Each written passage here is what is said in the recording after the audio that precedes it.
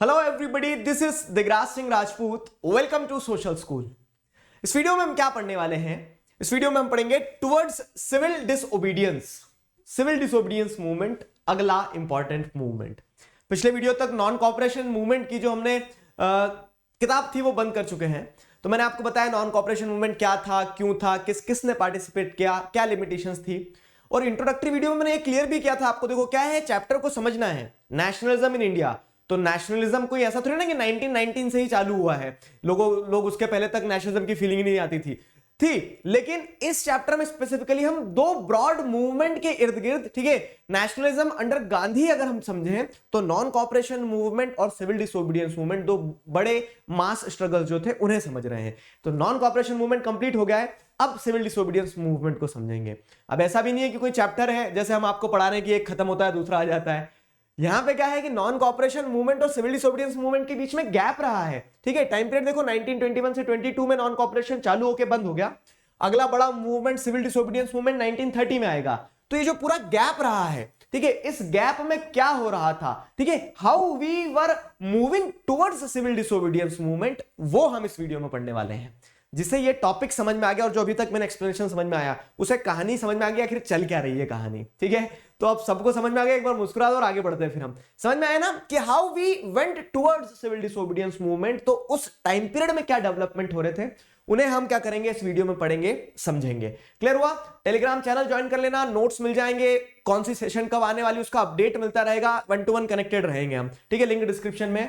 Unacademy app जरूर download करना, क्योंकि यहाँ पे बहुत सारे फीचर्स हैं, जैसे स्पेशल क्लास होती है, लाइव क्विज टेस्ट वगैरह होते हैं। साथ ही साथ क्या होता है, आपको बहुत सारे एग्जाम्स मिल जाएंगे जहां पे आप अपनी पोटेंशियल चेक कर सकते हो, स्कॉलरशिप एग्जाम्स होते हैं। ठीक है, तो ये सारे फीचर्स को आप क्या कर सकते हैं, सिर्फ एक सिंपल पासकोड की मदद से एक्सप्लोर कर सकते हैं, DIGRAJ। ठीक है, इस कोड की मदद से आप सारी चीजें एक्सप्लोर कर सकते हैं। अब देखो क्या है नॉन कॉपरेशन मूवमेंट।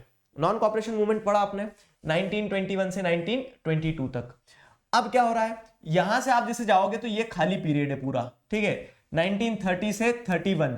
अब अगला मूवमेंट जो आएगा सिविल डिसोबीडियंस मूवमेंट, वो 1930 से 31 में आएगा। अब ये जो पूरा खाली पीरियड है, तो what was happening in this time period, इस समय में क्या हो रहा था। तो इस समय में एक तरह से अब ऐसा नहीं कि लोग बैठ के ताश खेल रहे थे, चलो 8 साल फ्री है ताश ही खेल लेते हैं। नहीं नहीं, यहां पे जैसे अगर आप देखोगे तो यहां पे क्या है, अब मतलब हम अपनी गलतियों से सीखते हैं ना।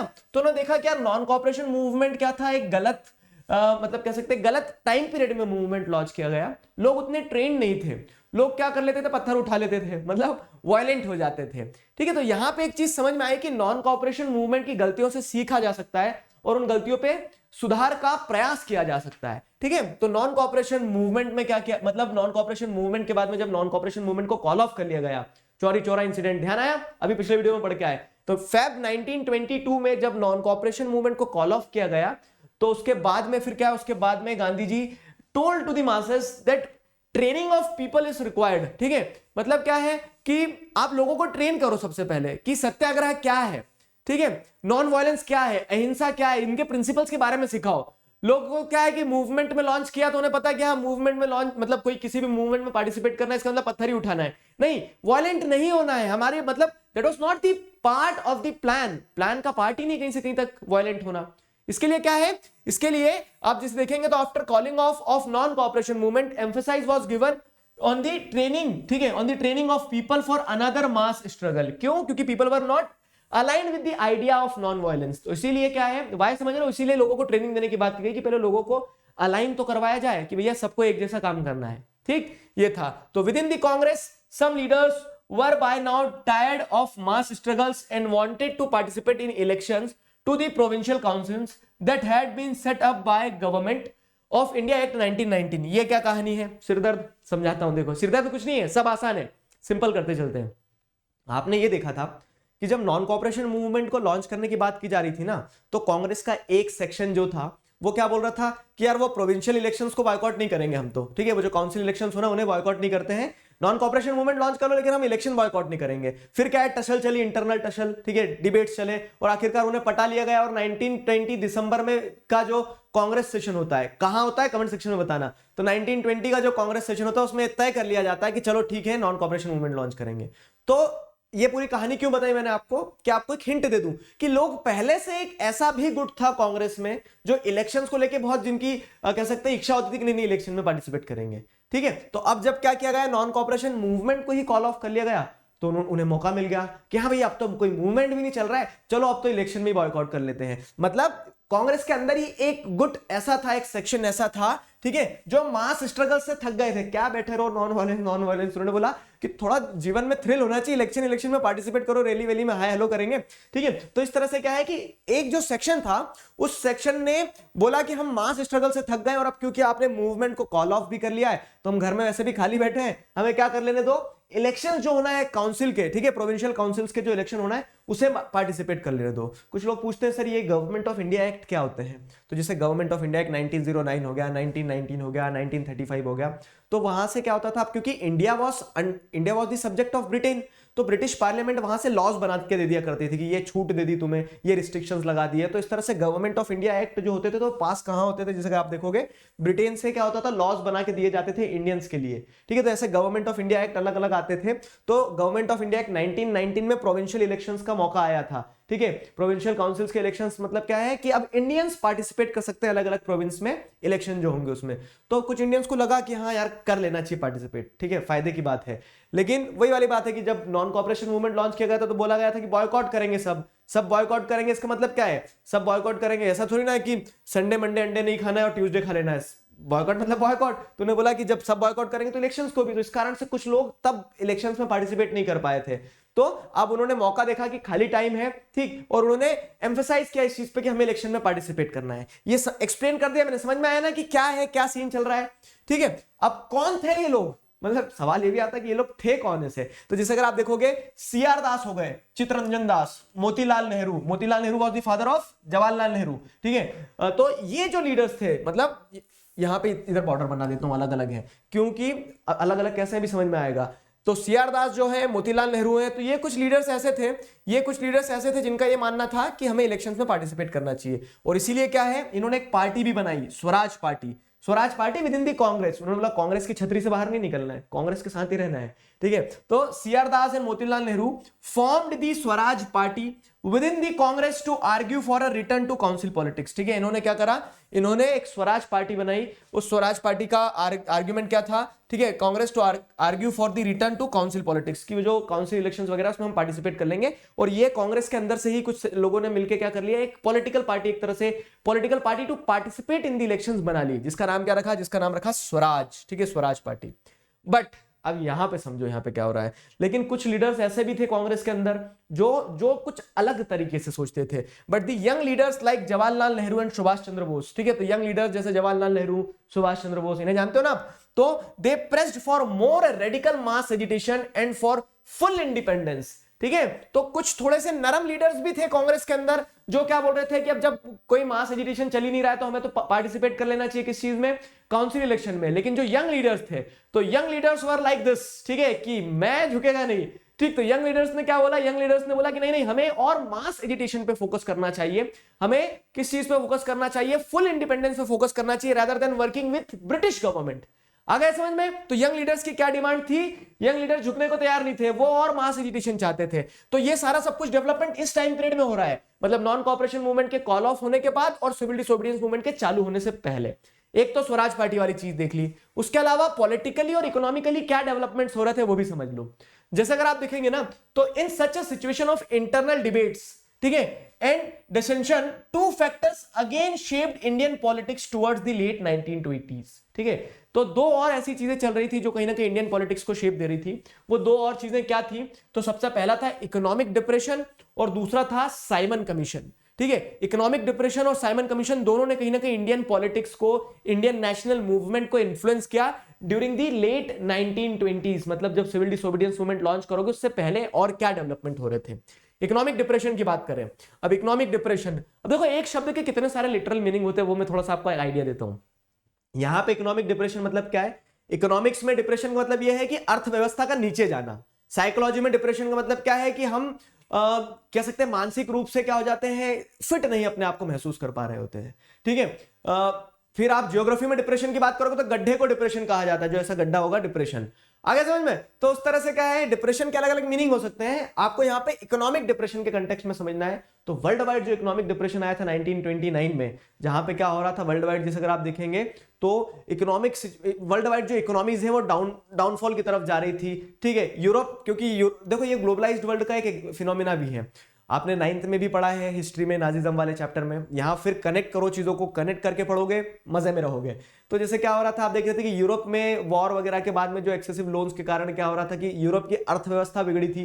तो यूरोप की अर्थव्यवस्था बिगड़ना मतलब क्या है कि यूरोप से एसोसिएटेड जो कॉलोनीज हैं, जहां से इंपोर्ट एक्सपोर्ट होता है, उन्हें भी दिक्कत जाएगी। तो इस तरह से वर्ल्ड वाइड जब यूरोप की इकोनॉमी डाउन गई, ठीक है, तो वर्ल्ड वाइड क्या देखने को मिल रहा है आपको, इकोनॉमिक डिप्रेशन देखने को मिल रहा है, ठीक है। Agricultural prices began to fall from 1926 and collapsed after 1930। तो जो कह सकते हैं एग्रीकल्चरल प्राइसेस थी, अब क्या हो रहा है, एग्रीकल्चर प्राइसेस गिरी, इकोनॉमी में पैसा ही नहीं है तो कोई भी किसी भी चीज के लिए पैसा क्यों देगा, ठीक है। तो एग्रीकल्चरल प्राइसेस जो थे फूड्स के, ग्रेन्स के, वो प्राइस गिर रहे थे, और अब क्या हो रहा था, जब एग्रीकल्चरल प्रोडक्ट्स की प्राइस बहुत कम होगी तो सबसे ज्यादा दिक्कत किसे होगी पता है, किसान को। क्यों? क्योंकि किसान के घर में पैसा ही कहां से आता है, उस एग्रीकल्चरल कमोडिटी को बेच के।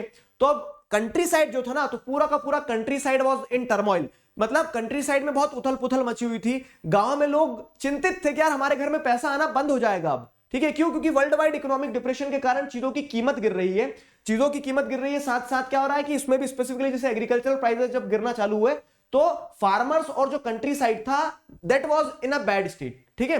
तो ये डेवलपमेंट हो रहा था। अब क्या हो रहा है, as the demand for agricultural goods fell and the exports declined, peasants found it difficult to sell their harvest and pay their revenue. अब यहां पे पीजेंट्स के साथ वही बता रहा हूं ना कि कंट्री साइड टर्मोइल में कैसे चले गया, क्योंकि जब चीजों की कीमत गिर गई तो अब कोई उनका सामान ले जाना नहीं चाह रहा था, एक्सपोर्ट हो नहीं रहा था, एक्सपोर्ट होता भी था तो बहुत कम पैसा मिलता था, तो फार्मर्स की जो हार्वेस्ट थी वो क्या कर पाते थे, बेच नहीं पाते थे, अगर बेचते भी थे तो कम पैसा मिलता था, and they were not able to pay their revenue, ठीक है। अब वो अपना रेवेन्यू नहीं पे कर पाएंगे तो ब्रिटिशर्स उनके ऊपर डंडा करते थे, ठीक है। तो इस तरह से क्या है, इस तरह से आप जैसे देखेंगे तो नॉन कॉपरेशन मूवमेंट तो कॉल ऑफ कर लिया गया, लेकिन जो वर्ल्ड वाइड इकोनॉमिक सिचुएशन थी ना, वर्ल्ड वाइड इकोनॉमिक सिचुएशन क्या कर रही थी, एक बुरी स्थिति को जन्म दे रही थी, ठीक है। लोगों के अंदर डिस्ट्रेस को पैदा कर रही थी, जिसके चलते क्या लोग परेशान थे, समझ में आया, जिसके चलते लोग परेशान थे। ये क्लियर हुआ। अब अगर हम बात करें एक और, मतलब देखो आपको ध्यान रखना है, what were the two factors which were shaping the Indian national movement during the period of late 1920s, ठीक है। तो आपको ध्यान रखना, what were the factors which played a very important role in the backdrop of civil disobedience movement, ठीक है। तो आपको वहां पे ध्यान रखना है कि सिविल डिसोबीडियंस मूवमेंट से पहले क्या डेवलपमेंट्स कंट्री में हो रहे थे। तो आप एक स्वराज पार्टी के बारे में लिख सकते हैं, इकोनॉमिक डिप्रेशन के बारे में लिख सकते हैं, साइमन कमीशन के बारे में लिख सकते हैं। क्वेश्चन कहां से आएगा, कनेक्ट कर पा रहे हो ना। तो साइमन कमीशन क्या है अभी, ठीक है, अभी साइमन कमीशन क्या है, तो व्हाट, व्हाई, व्हेन, हाउ, जितने भी सवाल है सारे सवालों का जवाब देता हूं। सबसे पहले इस इंसान को पहचान लो, ठीक है। He was sir John Simon. इन्होंने किया कुछ नहीं, लेकिन इनके लिए प्रोटेस्ट बहुत तेज हो गए। इन्हें तो बस क्या बोल दिया गया था कि तुम संभालो काम, और ये काम संभालने आए थे, लोगों ने इनके ही काम लगा दिया यहाँ पे। समझाता हूं कैसे, देखो। तो क्या होता है कि साइमन कमीशन क्या है, तो the new Tory government in Britain constituted a statutory commission under sir John Simon to look into the functioning of constitutional system in India and suggest changes. मतलब ब्रिटेन में जैसे अगर आप देखेंगे तो ये जो टाइम पीरियड था 1927-28, तो टॉरी गवर्नमेंट मतलब क्या है, अ सेट ऑफ गवर्नमेंट जो वहां पे बनती है उन्हें टॉरी गवर्नमेंट कहा जाता है, ठीक है, ब्रिटेन में। तो इस तरह से जैसे आप देखेंगे तो एक जो ब्रिटेन में गवर्नमेंट थी उस समय पे, तो उन्होंने एक स्टैट्यूटरी कमीशन अपॉइंट किया। स्टैट्यूटरी कमीशन मतलब क्या है कि जो देखो दो तरह के कमीशन होते हैं, कुछ स्टैट्यूटरी होते हैं, कुछ कॉन्स्टिट्यूशनल होते हैं। तो कॉन्स्टिट्यूशन मतलब जो कॉन्स्टिट्यूशन के अंदर हो, और स्टैट्यूटरी मतलब क्या है, बाय लॉ कोई कमीशन बना देना। बाय लॉ कोई कमीशन बना देना मतलब ब्रिटेन की पार्लियामेंट ने एक लॉ पास किया और एक कमीशन बनाया, ठीक है। और कमीशन किसकी लीडरशिप के अंडर में बनाया, सर जॉन साइमन, ठीक है। सर जॉन साइमन की लीडरशिप के अंडर में एक कमीशन बना दिया। अब ये जो कमीशन बनाया, तो क्यों बनाया था, जाओ घूम के आओ इंडिया, नहीं, ठीक है। ये कमीशन बनाया गया था to look into the functioning of constitutional system. मतलब उनसे बोला गया कि जाओ इंडिया में देख के आओ, इंडिया में क्या कॉन्स्टिट्यूशनल सिस्टम डेवलप हो रहा है, वहां पे कॉन्स्टिट्यूशन वगैरह बना के दे या नहीं दे उन लोगों को हम, ठीक है। तो to look into the functioning of constitutional system in India and suggest changes. तो ये आप बोलोगे तो बड़ी अच्छी बात है, इंडियन नेशनल मूवमेंट में मतलब ऐसा देखा जा सकता है ना कि हमें तो सक्सेस मिल रही है। क्यों? क्योंकि ब्रिटेन से कोई आ रहा है जो हमारे कॉन्स्टिट्यूशनल डेवलपमेंट की बात करेगा, ठीक है, जो हमारे कॉन्स्टिट्यूशनल डेवलपमेंट की बात करेगा। लेकिन खुश नहीं होना है, एक दिक्कत थी यहां पे। क्या दिक्कत थी कि ये जो साइमन कमीशन ब्रिटेन से पहुंचाया गया था कि जाओ इंडिया जाके देखो कि इंडिया में क्या कॉन्स्टिट्यूशनल डेवलपमेंट किया जा सकता है, कुछ चेंजेस सजेस्ट करो, तो हमें खुश होना चाहिए। लेकिन खुशी की बात नहीं थी ये। क्यों नहीं थी खुशी की बात, एक दिक्कत थी यहां पर। क्या थी वो दिक्कत कि the commission did not have any single Indian member, they were all British.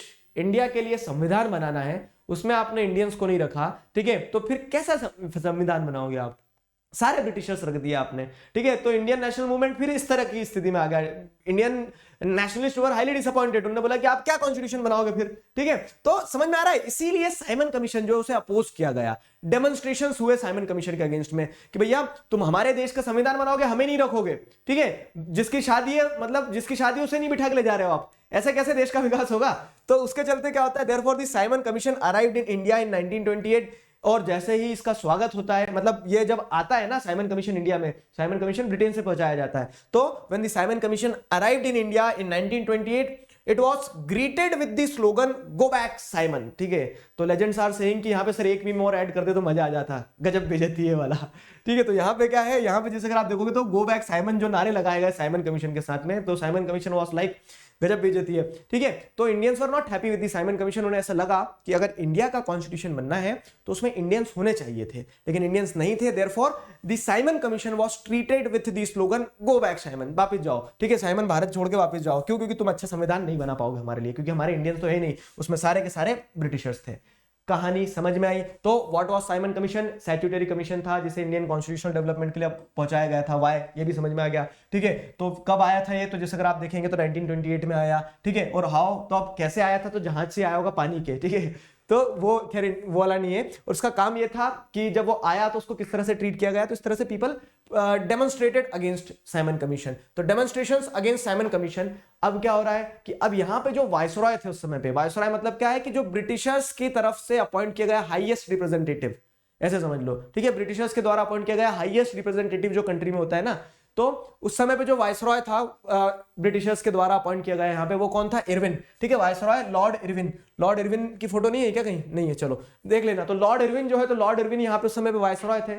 अब लॉर्ड इरविन ने देखा कि यार पासा तो पलट गया, ठीक है। पासा कैसे पलट गया कि हमने सोचा था कि साइमन कमीशन से लोगों को कुछ खुश कर देंगे, लेकिन लोग तो साइमन कमीशन को अपोज कर रहे हैं। तो इस चीज को काउंटर करने के लिए ये जो डेमोन्स्ट्रेशंस चल रहे थे कि साइमन गो बैक साइमन, ठीक है, तो इन डेमोन्स्ट्रेशंस को काउंटर करने के लिए, ठीक है, समझ रहे हो ना, कहानी कनेक्ट कर पा रहे हो? Therefore, to counter this, the Viceroy Lord Irwin announced in October 1929, ठीक है, a vague offer of dominion status for India in an unspecified feature and a round table conference to discuss a future constitution. समझ में यहां तक कहानी क्या हो रहा है? मतलब अभी बताई नहीं, मैंने कहानी समझा रहा हूं। तो अब क्या हो रहा है, जब प्रोटेस्ट तेज हो गया, डेमोन्स्ट्रेशंस होने लगे, तो इस डेमोन्स्ट्रेशन को काउंटर करने के लिए लॉर्ड इरविन ने सोचा कि कैसे स्थिति को संभाला जाए। तो लॉर्ड इरविन ने, ठीक है, वायसरॉय लॉर्ड इरविन ने क्या करा, एक ऑफर अनाउंस करा अक्टूबर 1929 में। क्या ऑफर था ये? ठीक है, ये ऑफर था डोमिनियन स्टेटस का। डोमिनियन स्टेटस क्या होता है? ठीक है, डोमिनियन स्टेटस क्या होता है वो समझा देता हूं मैं आपको। मतलब लॉर्ड इरविन ने सोचा कि इंडियंस कॉन्स्टिट्यूशन चिल्ला रहे, तो ऐसा करते हैं कि तुम बना लो कॉन्स्टिट्यूशन, तुम सारा काम कर लो, ठीक है, तुम अपने इलेक्शंस भी करवा लो, लेकिन तुम रहोगे किसके छाते के नीचे? ब्रिटिश एम्पायर के छाते के नीचे। तो ऐसा एक डोमिनियन स्टेटस दे देते तुम्हें कि you will be under the dominance of Britain. बोलो चाहिए क्या ऐसी आजादी? ठीक है, मतलब नकली वाली आजादी थी टाइप से, ठीक है। तो ऐसा डोमिनियन स्टेटस का क्या किया, एक vague offer in front of Congress party throw किया कि ये लो डोमिनेंट स्टेटस दे रहे हैं हम तुम्हें, हम ऐसी आजादी देने को तैयार है कि तुम अपने हिसाब से सब चला लेना, बना लो खुद ही कॉन्स्टिट्यूशन, नहीं चाहिए साइमन कमीशन तो, लेकिन तुम रहोगे ब्रिटेन के अंडर में ही, ब्रिटिश एम्पायर के अंडर में ही। बोलो हाँ या ना? इस तरह से क्या है, लॉर्ड इरविन ने एक ऑफर प्रेजेंट किया। साथ ही साथ उसने एक चीज और बोली, जैसे ऐसे नहीं था कि अच्छा ऑफर दिया और साथ में क्या दे दिया, कुछ बोनस दे दिया। बोनस में बोल दिया, और विश्वास नहीं हो रहा मेरी बात पे तो चलो मेरे साथ ब्रिटेन, ठीक है। तो राउंड टेबल कॉन्फ्रेंस होती है, ठीक है, राउंड टेबल कॉन्फ्रेंस जो होती है, तो राउंड टेबल कॉन्फ्रेंस का इन्विटेशन दे दिया कि आओ हमारे साथ राउंड टेबल कॉन्फ्रेंस में ब्रिटेन चलो, कुछ कांग्रेस के रिप्रेजेंटेटिव्स वहां डिस्कस कर लो कि तुम्हें किस तरह का स्टेटस चाहिए, ठीक है। मतलब ये अपीज करने का, डेमोन्स्ट्रेशंस को कंट्रोल करने का एक चाल चली, ऐसा बोल सकते हैं हम। एक चाल चली किसने? एक चाल चली लॉर्ड इरविन ने। यहां तक कहानी समझ में आई है। अब इंडियंस क्या इस लालच में आ गए क्या कि हाँ हाँ चलो कुछ तो मिल रहा है, ठीक है, नहीं कुछ से कुछ सही। तो what was the response of Indians? क्या इंडियंस का रिस्पांस रहा इस चीज पे, तो वो समझते हैं। The radicals with in the Congress led by Jawaharlal Nehru and Subhash Chandra Bose became more assertive. तो यहां पे क्या होता है, यहां पे आपको चीजों को समझना होगा। तो जो रेडिकल्स थे with in the Congress, Congress के अंदर जो लीडर्स थे ना, the radicals with in the Congress, कौन से वाले रेडिकल्स, तो यंग लीडर्स जो थे, मैं झुकेगा नहीं वाला, ठीक है। तो the radicals with in the Congress led by Jawaharlal Nehru and Subhash Chandra Bose became more assertive, ठीक है। उन्होंने बोल दिया नहीं, कोई डोमिनियन स्टेटस विटेशन नहीं चाहिए हमें, हम तो फुल इंडिपेंडेंस लेके मानेंगे, ठीक है। दे बिकेम मोर असर्टिव कि नहीं नहीं, ऐसे कोई छोटी मोटी उसमें लुभावना में नहीं फंसेंगे हम, ठीक है। और जब इस तरह का स्टैंड रखने लगा कांग्रेस, ठीक है, तो कांग्रेस में जब इस तरह की आवाज को ज्यादा मजबूती दी जाने लगी, तो जो लिबरल्स और मॉडरेट थे थोड़े से, जो थोड़े से क्या है बोलते थे कि जितना मिल जाए उतना ही रख लो, इस टाइप के जो लोग थे ना, लीडर्स थे लिबरल्स और moderates, who were proposing a constitutional system within the framework of British dominion gradually lost their influence। तो कुछ लोग ऐसे भी थे जो डोमिनियन स्टेटस से बड़ा खुश हो रहे थे कि काश यही मिल जाए, ठीक है। लेकिन जब रेडिकल लीडर्स जो थे उन्होंने मोर एग्रेसिवली असर्टिवली अपनी डिमांड रखी कि लेंगे तो फुल इंडिपेंडेंस लेंगे, झुकेंगे नहीं, ठीक है। तो जब इस तरह के लीडर्स इमर्ज हुए, तब इस तरह के लीडर्स इमर्ज हुए, तो लिबरल्स और मॉडरेट्स क्या हो गए, फेड आउट हो गए, धुंध में उड़ गए वो, ठीक है। तो इसके चलते अब आपको एक चीज समझ में आ रही होगी कि नॉन कॉपरेशन मूवमेंट और सिविल डिसोबीडियंस मूवमेंट के बीच का जो 8 साल रहा, वहां पे क्या डेवलपमेंट्स हो रहे थे। कनेक्ट कर पाओगे मेरी बात को, क्या डेवलपमेंट्स हो रहे थे? तो आप सबसे पहले चीजों को ऐसे कनेक्ट करोगे कि स्वराज पार्टी वगैरह बनाई, लोगों ने सोचा कि we should return to the council politics, कुछ तो करें, मूवमेंट तो चल ही नहीं रहा कोई मास एजिटेशन, लेकिन यंग लीडर्स हमेशा से बड़े मास एजिटेशन की बात करते रहे। तो कांग्रेस में 2 पॉइंट ऑफ व्यू थे अलग अलग। अब इस बीच में और भी चीजें हो रही थी जो सारे चीजों को इन्फ्लुएंस कर रही थी। तो जैसे इकोनॉमिक डिप्रेशन वाला पार्ट पड़ा, साइमन कमीशन क्या था, क्यों आया था, कैसे लोगों ने उसका स्वागत किया, ठीक है, ये सारा सब कुछ देख लिया आपने साइमन कमीशन का। अब अल्टीमेटली साइमन कमीशन के अगेंस्ट में जब प्रोटेस्ट हो रहा था, तो उस प्रोटेस्ट को काउंटर करने के लिए वाइसरॉय इरविन ने एक वेग ऑफर दिया डोमिनियन स्टेटस का, लेकिन डोमिनियन स्टेटस का ऑफर दिया और राउंड टेबल कॉन्फ्रेंस में पार्टिसिपेट करने का मौका दिया, लेकिन जो रेडिकल लीडर्स थे उन्होंने क्या किया, इस चीज को नकार दिया, ठीक है। और जो लिबरल्स और मॉडरेट्स थे तो वो धीरे धीरे क्या है, फेड आउट होते चले गए, फेड आउट होते चले गए, ठीक है। फिर अल्टीमेटली क्या होता है, 1929 में जो कांग्रेस सेशन होता है, 1929 का कांग्रेस सेशन, ध्यान रखना, लाहौर कांग्रेस सेशन, इसका आउटकम पूछ लेते हैं। देखो क्वेश्चन कहीं से भी बन सकता है, आप अच्छे से पढ़ते चलोगे तो फिर कहीं से भी पूछ लो, इस टाइप की स्थिति रहेगी। तो अब लाहौर कांग्रेस सेशन जो होता है 1929 का, तो अलग अलग कांग्रेस सेशन होते हैं, इसकी क्या सिग्निफिकेंस रही है? तो दिसंबर 1929 में under the presidency of Jawaharlal Nehru, Jawaharlal Nehru की प्रेसिडेंसी में लाहौर कांग्रेस सेशन में जो प्रपोजल रखते हैं, वो क्या प्रपोजल रखते हैं? The Lahore Congress formalize the demand of Purna Swaraj. इन्होंने बोल दिया लेके रहेंगे आजादी, पूरी आजादी, ठीक है। तो पूर्ण स्वराज का रेजोल्यूशन पास किया जाता है, जिसमें बोला जाता है कि कोई डोमिनियन स्टेटस नहीं, हम कोई राउंड टेबल कॉन्फ्रेंस नहीं चाहिए कांग्रेस को, हम तो फुल इंडिपेंडेंस लेके रहेंगे, ठीक है, ठीक है। It was declared that 26 of January 1930 would be celebrated as the independence day. और ये क्लियर कट बोल दिया कि आने वाली जो 26 जनवरी है 1930, दिसंबर का सेशन था, उन्होंने बोल दिया कि बस एक महीने में हम आजादी ले रहे हैं, ठीक है, एक महीने में हम आजादी ले रहे हैं, इस दिन को हम इंडिपेंडेंस डे की तरह सेलिब्रेट करेंगे, ठीक है। आजादी मिली क्या? नहीं मिली, ठीक है। तो but the celebrations attracted very little attention, ठीक है, हमें कोई आजादी मिली नहीं, लेकिन इस दिन की सिग्निफिकेंस है, मतलब ये वो दिन था जिस दिन हम ब्रिटिशर्स से थोड़ा मिल जाए वाली सोच से आजाद हो गए थे। हमने खुले तौर पे चुनौती दी थी क्या, कि लेके रहेंगे आजादी, पूरी आजादी, ठीक है। तो फुल इंडिपेंडेंस, पूर्ण स्वराज की हमने बात करी थी। तो इस दिन की पता है हिस्ट्री में सिग्निफिकेंस है, और इसीलिए एक पॉइंट बता रहा हूं, सिविक्स में पढ़ा होगा 9th में, फिर कनेक्ट करो यहां पे। इसीलिए जो मैं आपको समझा रहा हूं कि हमारा कॉन्स्टिट्यूशन बन के तो 26 नवंबर को ही तैयार हो गया था 1949 को, ठीक है, हमारा कॉन्स्टिट्यूशन बन के रेडी हो गया था 26 नवंबर को ही, लेकिन हमने उसे 2 महीने बाद लागू किया। मतलब हमने 26 जनवरी के दिन कॉन्स्टिट्यूशन को क्यों लागू किया? क्यों 26 जनवरी को ही हम रिपब्लिक डे बनाते हैं? क्योंकि इतिहास में ये 26 जनवरी की जो डेट थी ना, ठीक है, वो अपने आप में बहुत सिग्निफिकेंट थी। इस दिन हमने हुंकार लगाई थी कि लेंगे तो पूरी आजादी लेंगे, पूर्ण स्वराज लेंगे। हो सकता है मतलब हुआ कि उस समय पे सिचुएशन वैसी नहीं थी कि हमें मिल नहीं पाई आजादी, लेकिन जब भविष्य में हमें आजादी मिली तो हमने इस दिन को नहीं भूला, हमने इस दिन को सिग्निफिकेंट बनाने के लिए क्या किया, हमारा कॉन्स्टिट्यूशन 2 महीने बाद लागू किया। बनके तो 26 नवंबर को ही रेडी हो गया था, लेकिन हमने हमारा कॉन्स्टिट्यूशन इंप्लीमेंट किस दिन से किया? 26 of January 1950। Why? Because this date had a significance in the Indian history, Indian national movement. समझ में आया? कनेक्ट कर पा रहे हो?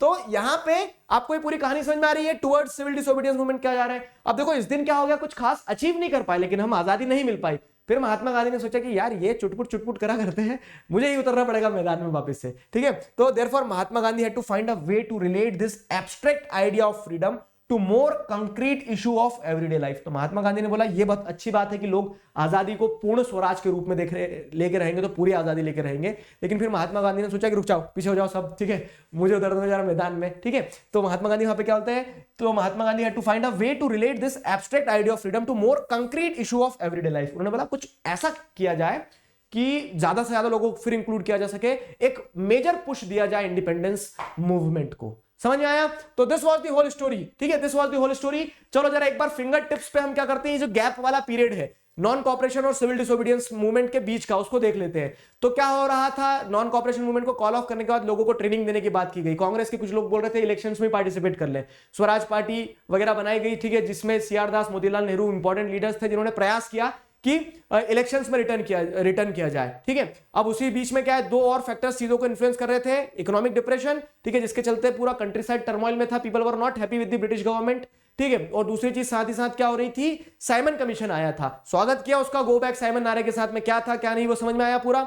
अब उसके बाद में क्या हो रहा है कि साइमन कमीशन के अगेंस्ट में जो प्रोटेस्ट हो रहा था उसको कंट्रोल करने के लिए डोमिनियन स्टेटस का ऑफर दिया गया था, लेकिन हमने उस ऑफर को फुटबॉल बना दिया। क्यों? क्योंकि रेडिकल लीडर्स जो थे वो किस चीज की बात कर रहे थे, पूर्ण स्वराज की बात कर रहे थे। और ये पूर्ण स्वराज का जो आइडिया था, तो जिसमें जवाहरलाल नेहरू, सुभाष चंद्र बोस, ये प्रोमिनेंट लीडर्स रहे जिन्होंने पूर्ण स्वराज की, फुल इंडिपेंडेंस की बात की, ठीक है। Though we didn't achieve the independence on 26 January 1930, लेकिन this date plays a very significant role. और ये जो पूरा डेवलपमेंट था, इसने एक फर्टाइल ग्राउंड प्रोवाइड किया to launch another major movement which is going to be civil disobedience movement। समझ में आया यहां तक? चलो मुस्कुरा दो। अब सिविल डिसोबीडियंस मूवमेंट जब स्टार्ट होगा तो वो जो सॉल्ट मार्च है, सॉल्ट मार्च से कैसे सिविल डिसोबीडियंस मूवमेंट स्टार्ट हुआ, वो सारा सब कुछ हम नेक्स्ट वीडियो में पढ़ने वाले हैं, समझने वाले हैं। I hope you enjoyed the lecture. अभी के लिए साइन ऑफ करते हैं, मिलते हैं नेक्स्ट वीडियो में। Till then stay connected, keep learning. Thank you very much.